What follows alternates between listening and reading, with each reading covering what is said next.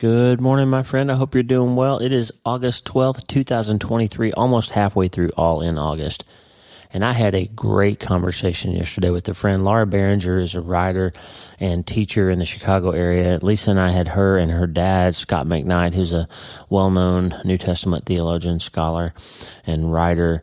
Laura and Scott were back on the show back a couple of years ago now to talk about their book, A Church Called Tove, which is one of my favorite books that I read in the year 2021. It was a nominee for a Christian Book Award, and they just did a great job. And we had an amazing talk about church culture and goodness and all those things. You can hear Harvey over here grousing a little bit. He's decided to get up early, so if you hear Harvey, he's just saying hi this morning.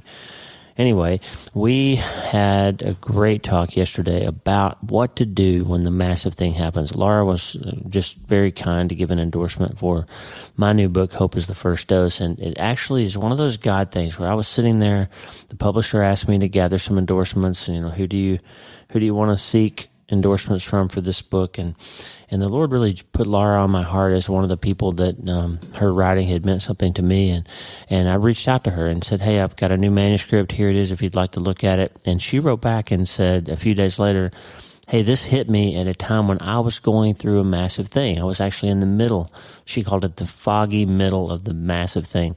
In the middle of this thing, and the book hit at just the right time, and it gave me some hope. And anyway, we just had a long conversation yesterday about hope and about a treatment plan, about what to do when the wound is fresh and what to do when you seem stuck in it a few months later. And Laura and I had a really good talk. Hey, I got an announcement for you. Wednesday, September 6th, 5:30 to 7 at the Twig Bookstore in San Antonio. We're going to be doing a live event, a book signing at 5:30 to 7 p.m. The Twig is a great bookstore in San Antonio. It's been there a long time, and we are so excited and grateful to be invited there. 306 Pearl Parkway in San Antonio. If you're in this South Texas area and you want to come by and say hi, we would love to meet you. There's a couple more events that are happening that same week in San Antonio in the Bernie area. A live event with Max Lucado, and you'll be getting details about that soon. We're going to give you the opportunity to submit some questions from me and Max as we have a conversation about hope.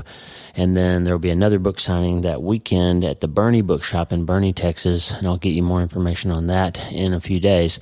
But I'd love for you to show up at the Twig. It's a really great honor to be invited to come there, and I really want to make sure they have a good turnout. Wednesday, September 6th, 5:30 to 7 p.m., 306 Pearl Parkway in San Antonio. We would love to meet you.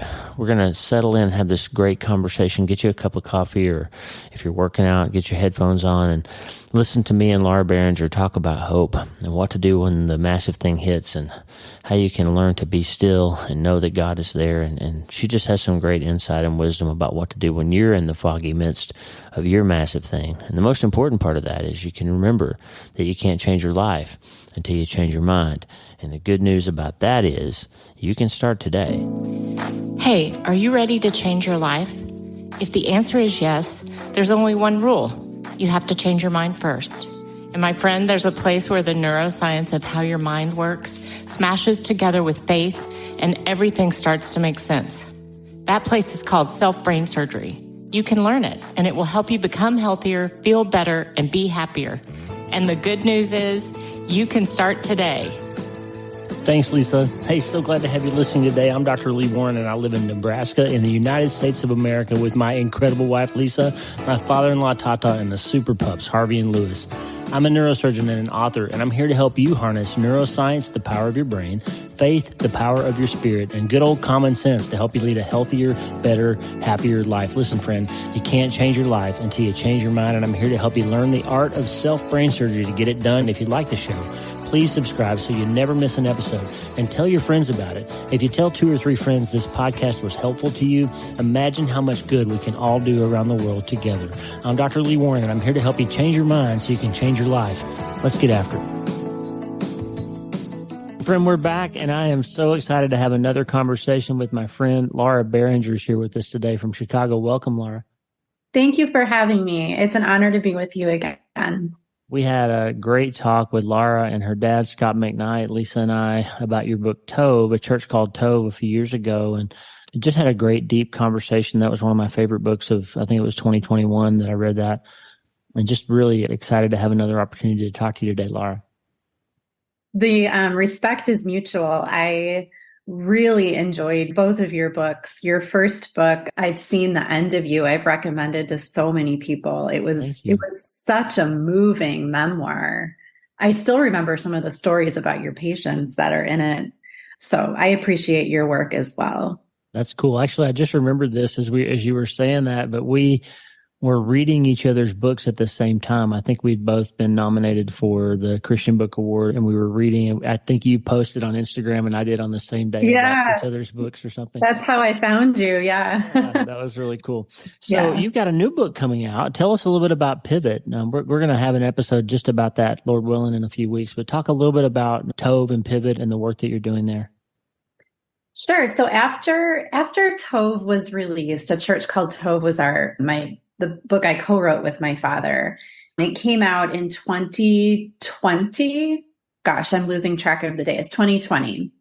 And after groups and churches and organizations and people had time to read it and ingest it and absorb it, they started asking us, what do we want to have a church called Tove, a church that is Tove, but we see some red flags. Or we'd have lay people ask us, what can we do? Or people would say, so how do we transform our culture? How do we form it into one of goodness? Yeah. And that is Pivot is our prayerful and very best attempt to answer those questions that became more and more frequent as the months went on after Tove was released. Initially, I'm a teacher by trade, and I was not comfortable answering those questions at first. But by the grace of God, I've learned a lot, had a lot of conversations with spirit-seeking men and women who want to do the right thing, and did a lot of research and a lot of talking and reading. And that became Pivot.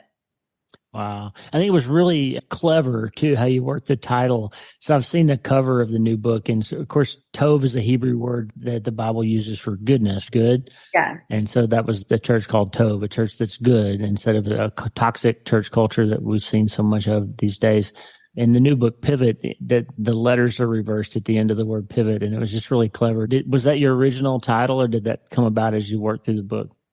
Funny story. Pivot was our original title, and I pushed against, my dad thought of it. I pushed against it a bit because I said, Dad, anybody who hears the word pivot is going to think of the famous Friends episode with the couch scene. I said, we cannot use that word. That's all they're going to think of. My dad, being absent-minded professor theologian, said, I've never heard of Friends. I have no idea what you're talking about. And one thing became the next, and Pivot won. And I really like the title so much. I've adjusted it or embraced it at this point. And then as far as playing with the word Tove on the cover, that's a really fun story too. My husband and I actually were out to dinner with some of our really good friends downtown and near our home where we live one evening. And I showed our friends, Chris and Brooke is an artist. I showed them the cover designs that had been pitched by our publisher, and Brooke started playing with the word art a little bit, and she adjusted it so that the word Tove really popped and pivot backward. Yeah. And she sketched all this out on a napkin, and I took screenshots and sent them to our publisher, and they liked it. And that's how the cover was designed. I can't wait for people to see it. It just jumps right off the page. And if you've read the previous book, it just was an almost subliminal sort of awareness that this is now returning our church towards this good culture that we want. It was really, it's really well done. So congratulations on that. I can't wait to read it. Thank you. Hoping to get an advanced copy so we can have a podcast about it soon.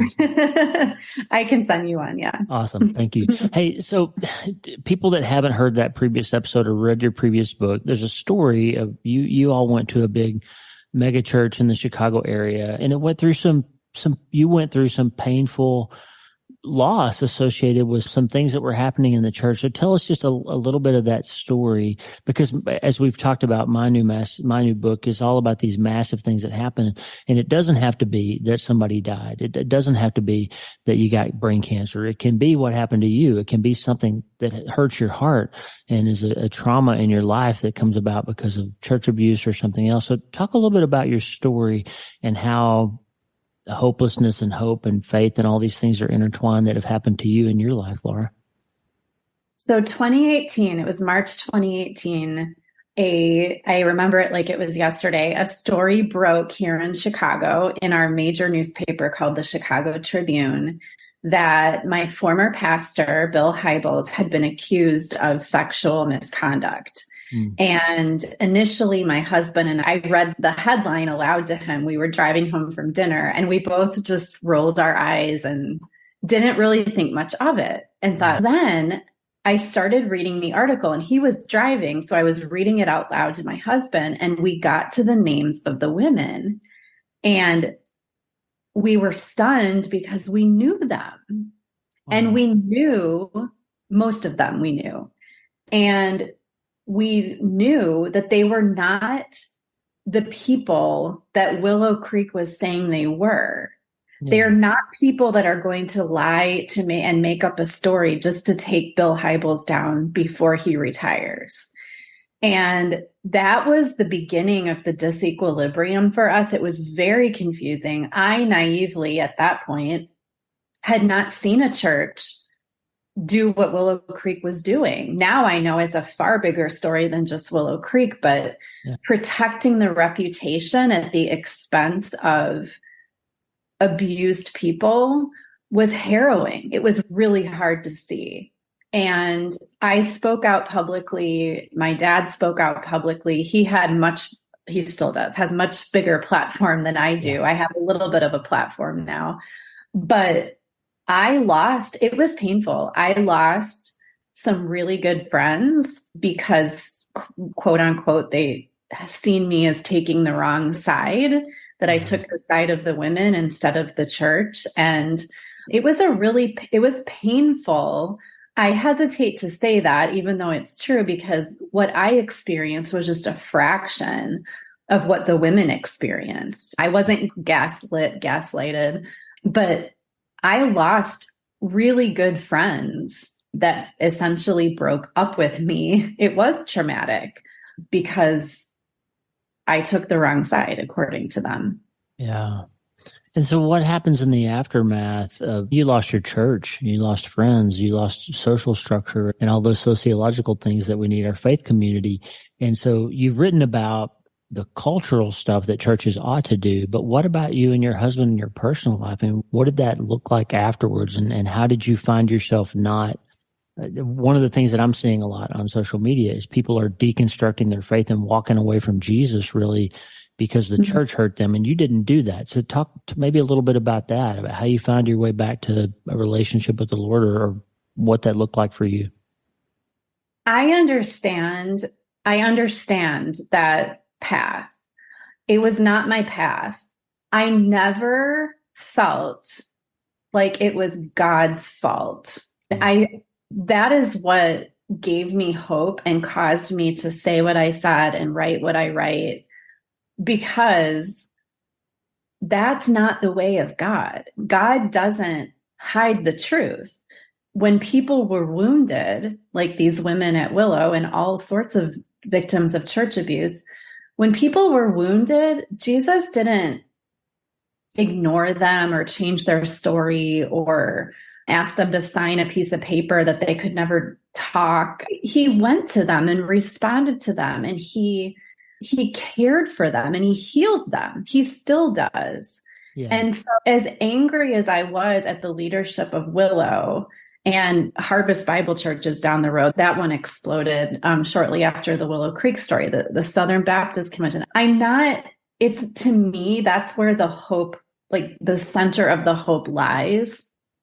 It's not God. It's not Jesus. This is not how he would want churches and church leaders to behave. I believe so deeply in my soul that he would see a wounded person and he would care for them and heal them. And he would talk to the leader who's been dishonest and confront the truth and confront the sin and heal them too. And it's not at all to discount. I've had friends who've walked away from church because of the hypocrisy of leadership. I understand that it's not a journey that I took, but I understand the pain of it.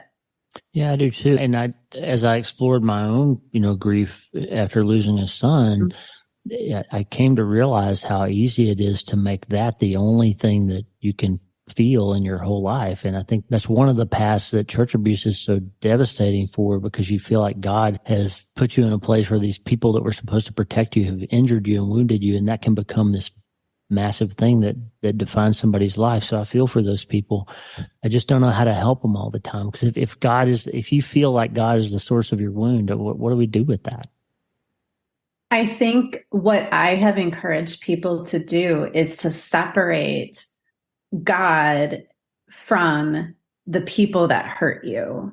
And spiritual abuse is a real complex, special kind of trauma. We've been hurt by the church, and I'm not going to say it's more painful than any other kind of hurt. It's not, but it's confusing. It's disorienting.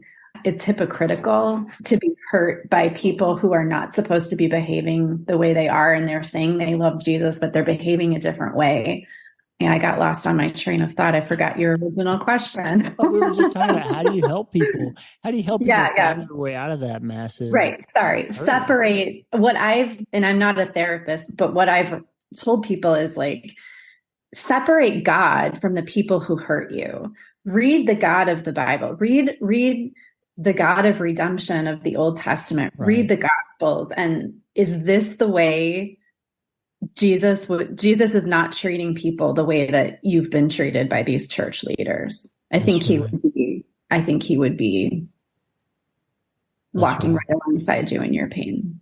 That's exactly right. That's well said. I sent you, I guess a year ago now, I sent you kind of an early draft of my new book, and you wrote back and you said that it hit you at a good time when you were in the middle of something that hurt. And so talk a little bit about, you don't have to talk about that thing, but how you handle hard things and how hope is important to you in that process. Yeah, I received the manuscript of your book. Like you said, it was last summer. And I was literally in the fog of trauma. Wow. And I haven't talked about that publicly yet. Maybe someday I will. But your words they hit me right where I was at. And trauma landed me in the office of a therapist who is also a seminary trained, and he is also a spiritual director. He's still my therapist. And he told me, Laura, he said, don't waste your suffering. This is months after I had landed in his office and I'd been venting for a few months. He said, don't waste your suffering. And I looked at him, I said, what do you even mean? What are you talking about? And he said, there is a thing called post-traumatic growth. And he said, I want you to use this. So this is all happening as I'm reading your manuscript. Wow. He said, I want you to use your pain and your suffering to draw closer to God. And I was like, okay, I want to do that, but how?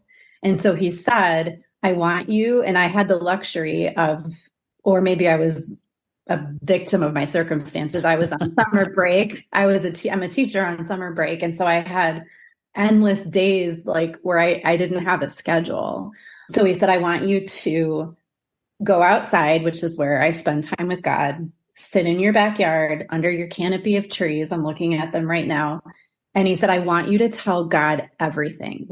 He doesn't know. He knows, but tell him as if he doesn't know. And I just, for the first time, I think I poured it all out. Journaling helped me a lot. I didn't get distracted so much, but I let God, I told him everything, and I let him just sit with me in the pain. Yeah. And he we just sat like sometimes for hours. It was ugly. There was crying. There was tears. It was really hard. Suffering, you are no stranger to suffering. It's really difficult. But over as months passed, I would look back on that time and I was like, God slowly put me back together, coming out of the fog. I can look back at my journal entries now. And now when I look at if somebody would do a handwriting analysis, they could just tell like, my journal entries from when I was in the middle of my massive thing to what they look like now. My handwriting was like, it was big, it was messy, it was like wet. The pages are wet with tears. And I didn't see the healing day by day, but months later, I could look back. And I do believe that my healing happened because I sat with God in my massive thing and just felt the pain. That's so important. And friend listening out there, Laura's words are exactly right. Like when I take someone to the operating room and perform surgery, that creates trauma in their body that takes time to heal. And even though I sew you up, that's the suturing is just part of the healing process, but there's a lot of time involved. And if you don't heal properly, you're going to tear that wound open and it's not going to be okay. And Laura, what you just described, sitting and spending time with God and allowing that healing to happen and letting him minister to you, that's so important. And I think that's one of the things that we skip frequently is we do all the things. We do the therapy, we read the books, we listen to the words of the pastors or the counselors or whoever, but we then just jump right back into our lives and we get after it. And I remember that story in Kings where David had just lost his little boy, and you remember he was fasting and he was weeping and he was asking God not to let the boy die. And as soon as the boy died, got up and took a shower and got dressed and went back to work. And his counselor said, "Hey, what are you doing? Your son just died." And he said, "I can't do anything about it now. I might as well go back to work." And then if you look at the rest of the story that happened after that, his family becomes a disaster. His son rapes his daughter and another son murders that son, and he starts a war and he has another baby and all these things happen and his family falls apart. And I think that's because he didn't heal from his trauma. That's really powerful. I know from when my massive thing hit, I resisted it for a while. And not that I wasn't in a fog, but I just was like going about my life, like posting on Instagram, like everything was fine. And it wasn't. So I get that because it's so painful to sit there in it. But I don't believe that healing can happen like you talk about in your book. Like healing can't happen if you're not willing to sit in it and face it. Yeah. That's exactly right. What do you think the difference is between hope and faith from your perspective? Ooh, that's a really deep question. That's what I'm here for. What is the difference between hope and faith? I guess I would answer like my faith gives me hope. Without faith, I just finished Ecclesiastes earlier this summer, but without faith, it feels like everything's meaningless. Even good things feel meaningless without faith. I guess I don't see them as different. I feel like they mesh together in a Venn diagram. And faith, knowing that God is a God of redemption and justice, and one day things might look really ugly here on earth, but one day he will take care of it. Whether it's an illness or whatever, it will be right one day. Yeah. So my faith in that is what gives me hope. I love that. I don't know if this will pass your dad's theology test or not, because I'm no theologian, but somebody asked me on a podcast the other day, and I said, I think I would put it this way. Faith is the belief that God can do the things that he says he can do. And hope is the belief that he'll do them for me. Does that make sense? So he can create the universe and he can say, let there be light, and he can create quantum physics and all that stuff. And I believe he can raise the dead. And I hope he'll do that for me. And I get to see my son again. And that to me, those feel like two sides of the coin. So. That's beautiful. Like That's I said, don't beautiful. know if it stands the theological test, but it's a working definition. I like it. I like it. I don't know if I ever stand the theological test either. Yeah, I don't know. I always make too much of things. So listen, going forward in your life, if you have a friend out there, somebody listening who is in that place where you were, something just broke them open and they can't even talk about it. What's the first thing Laura Barringer says? Do this thing and you'll start to feel better. What's your advice for somebody who the wound just happened like today? There's somebody, because that's going to happen. Somebody listening to this just found out they have a glioblastoma or they just lost their husband or something just happened. So what's your first thing?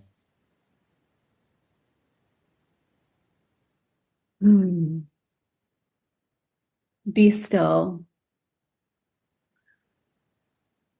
Know that, sit in it, accept it, find really good community that you can be real with, be quiet and calm with God, and do what my therapist told me to do. Tell him everything, your feelings, the events, like he doesn't know, and let him be with you in it. Yeah. And one day, my life is a testimony. You might just look back and be thankful for what he took you through, because through suffering, we know God better. And through suffering, he's no stranger to suffering either. Through fear and through suffering, he makes us whole. I really believe that. I almost can look back now and thank God for what he took me through, because it led to some really needed transformation in my soul. And there's a quote out there, I forget who said it, is if you want to change, go through something really hard. That's right. But you may be able to say that too about your son, is it does lead, it can, if you let it, lead to transformation. Yeah. That was a long-winded answer. But the first thing you need to do, I would say, is be still with him. That's what he says, Psalm 46:10 was, be still and know that I'm God. And there was this palpable presence. I can't even explain it to you in the days after we lost Mitch, where everything was so dark, when those still moments would happen. You're in a big room full of people and there's all these people bringing you flowers and stuff. And there's these inevitable moments when you're in a room full of people, but you find yourself quiet for a moment and God is there. And I'm telling you, friend, you'll feel him there. That when he says, be still and know that I'm God, Laura's exactly right. Like, he will minister to you even when you can't put your fingers on how he's doing it. And you'll look back in time and say, boy, in that moment, I was so desperate. And I just all of a sudden felt a little bit of light. And that was that sort of keeping of that Psalm 34:18 promise. And for us, this is interesting too. Once I found that I needed to think about the resurrection, like I can't as a father imagine not being able to see my son again. And the Bible tells me I'll get to see him again. Then that promise has to be true. So then I started thinking, if that promise is true, then all the other ones have to be true too. So while I'm so broken, I need to find some promises that are for now.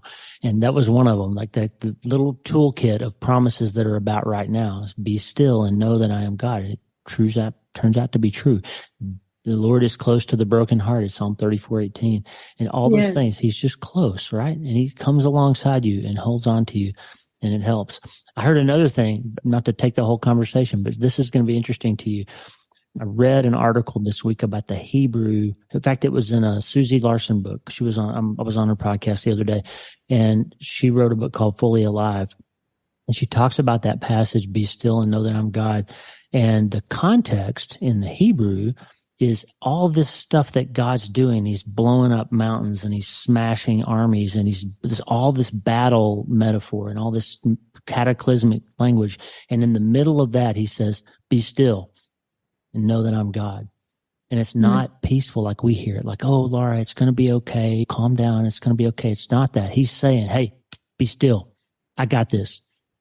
Sit down, let me take care of you. And it's this loud, powerful language. And it's just that kind of transformed it for me. It made it a little bit more powerful, is it's not soft and gentle. It's power. I'm going to take care of you. Isn't that something? It's beyond words. Yeah. Kind of raises the hairs on your arm when you think Yeah, about it. I feel like I got chills. Yeah. Calm down. Yeah. Okay. Question for you. And then I'm going to keep my word to you. 30, 45 minutes. We're almost there. So here's a question. We talked about what happens right now when the trauma just happened. What about somebody that you know, or somebody that's listening, that it was 6 months or a year ago or 10 years ago, and they're still stuck in it? And we talked about church abuse. We talked about loss. And you have a friend who you see them 5 years later, and that's still the only thing they can talk about, and they're stuck. What do you say now to that person? How do you start to move past that stuckness? First of all, I would recommend that they find a really good therapist, somebody who does not let them stay stuck. My therapist pushed me, and he sat with me in it. He sat with me in it a long time. But when he looked at me and said, "Do not waste your suffering," that's when everything changed for me. And I think those are the words that I would share to another soul, is like, have you really sat with God? Have you really been still and quiet and dealt with the pain? Because I resisted it. And when I resisted it, I was angry and sad and raging and scared. But not that I don't sometimes feel those things, but they have eased over time as God has healed me. And I don't want to presume that a person who is stuck is not spending time with God. I'm not presuming that at all. But I would say, have you been still and be still and cry and tell him everything and get it all out to him? Have you done that? Like, trauma is really hard. Somebody told me that, or maybe it was my therapist, that trauma is what happens in our body in the absence of an empathetic witness. And I believe that my husband and my therapist, they were that for me. They sat with me in it. And I would encourage somebody who's stuck to find a person to be with them in it, to be vulnerable, let them see the feelings. I love that. I never heard it said that way. Trauma is the response of your body in the absence of an empathetic witness. I'm going to steal that. So yeah, my therapist said, like, I know trauma. Like, I can help you through trauma. Yeah. But it means confronting every ugly, hard part of the pain and the fear. Wow, that's exactly right. That's an important point, friend listening. If you've been through trauma or complex grief or any of these things, Gabor Mate, I recently read, a psychologist named Gabor Mate wrote, trauma is not what happens to you. Because if you've been through something hard, church abuse or whatever Laura went through, losing a child, you can't change that. That happened. It always will have happened. And if you think trauma is what happened to you, you're hopeless. You can't heal from that because it happened. Trauma is your body's response to what happened to you. And you can do something about that. You can find healing and hope again for that. Laura, it's just a pleasure. It's a pleasure to talk to you again. I can't wait for your new book and to have a chance to talk with you and your dad again about that. Thanks for your time and honored to have your endorsement on my new book. Thank you. I'm equally grateful for you and your ministry. And like I said, only God, right? That hope is the first dose would land in my email inbox when I'm in the middle of my own massive thing. So thank you. Thank you for your hope that you offer through what you wrote. Amen. Thank you, my friend. Good to see you again. Thank you. Same to you. I told you that was a good talk. Laura's so wise and so godly and just a great example of what to do when you're hurting. Friend, just be still. God will minister to you. He will help you. He will help you heal and find hope again. And it's a good thing. It's tov. It's a good thing to rest and let God help you.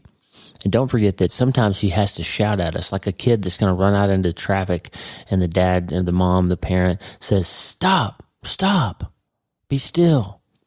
And it's not a calm voice. It's commanding, right? God wants you to stop and to let him help you, friend. You don't have to do this by yourself. If you're in the middle of that massive thing, it's time to get some rest and to let God begin to heal you. I'm going to play Tommy and Eileen Walker's song, Rest. This is one of my favorite songs. It also came out during that 2020, 2021 era on their album, Highest Praises, which I would submit to you is probably one of the best worship albums that's ever been written and recorded. And Eileen and Tommy wrote a lot of these songs together.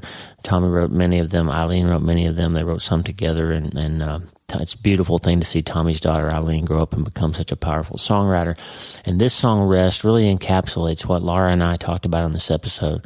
Friend, sometimes it's time to stop running and fighting and stressing and straining and worrying, and it's just time to rest. And we put people to sleep in the operating room because it's better for them to be resting while I'm trying to help them heal. And that's sometimes is what we need to do. Just rest and let God take care of it. Listen, I'm grateful for Laura Barringer. I'm hopeful that her words will help you today. And I'm excited about her new book, Pivot, that's coming out soon. We'll be introducing that to you. But for today, I just want you to remember it's Sabbath. Hey, it's Saturday. Rest. It's Self-Brain Surgery Saturday. Rest. Let Eileen sing to you now. God bless you, friend. We'll talk to you tomorrow. Oh, I'm resting in your love for me. I'm resting in your sovereignty. I'm resting in your faithful arms, oh God. Oh, I'm resting in your plans for me, that they're all for good, not to harm me. I'm resting in your promises, oh God. And I don't have to worry, no, I don't have to fear, because I know who you are, Lord. I know your Father's heart. And I don't have to worry, no, I don't have to fear, because you said you are able, and you said you are near. No, I don't have to worry, no, and I don't have to fear, because I know who you are, Lord. I know your Father's heart. And I don't have to worry, and I don't have to fear, because you said you are able, you said you are near. So I'll rest. Oh, I can rest in your love. Oh, I can rest in your smile for me, Lord. You love me. I can rest in your love. Oh, I'm resting in your love for me. I'm resting in your sovereignty. I'm resting in your faithful arms, oh God, Father God. And I'm resting in your plans for me, that they're all for good, not to harm me. I'm resting in your promises, oh God.